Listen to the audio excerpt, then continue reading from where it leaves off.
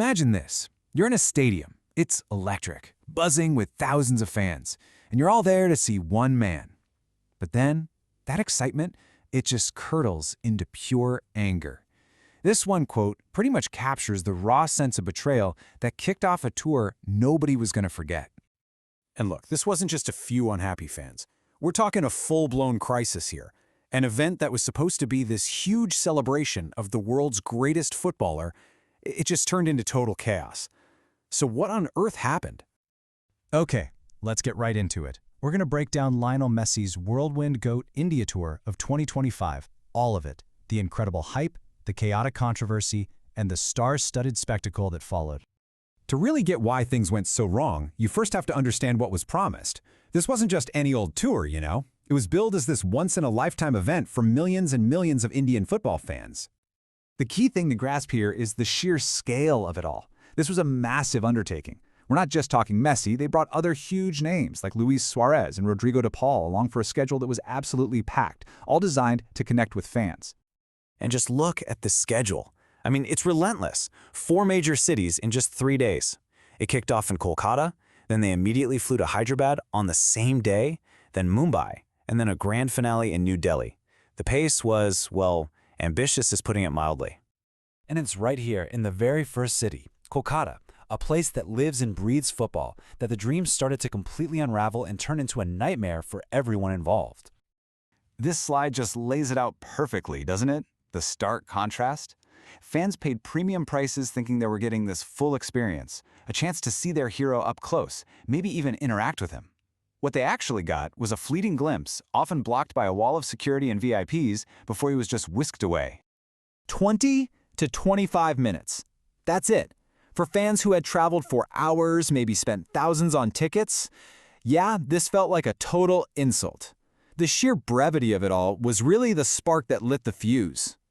And this is what happened next. That feeling of being cheated just boiled over into pure chaos. We're talking bottles thrown, seats being smashed, fans even trying to storm the pitch. It got so bad that riot police had to be called in, and the event's main organizer, he was later taken into police custody. A complete and utter disaster. But here's the thing. The story doesn't end in Kolkata. The tour had to keep going. So let's take a look at how the other cities fared because their experiences were, well, completely different. This table sums it up beautifully. After the chaos, Hyderabad was all about damage control. A really tightly managed, much smoother event, with state officials making sure nothing like that morning happened again. Then Mumbai shifted gears to pure celebrity glamour, and that's where we got that iconic, viral moment of Messi meeting the cricket god Sachin Tendulkar. And finally, Delhi was the formal political stop, ending with a high-profile meeting with the Prime Minister. So this brings us back to the central question. With the other 3 cities running, relatively smoothly, what made Kolkata such an absolute disaster? Let's unpack the reasons. Right. It's the question everyone was asking. Was it the fans, was it the organizers, or was it just this perfect storm of factors that came together to create this massive wave of disappointment? And here it is, pretty much broken down. First, the organizers just sold expectations that were impossible to meet. Second, the crowd management was simply not ready for an event of this magnitude.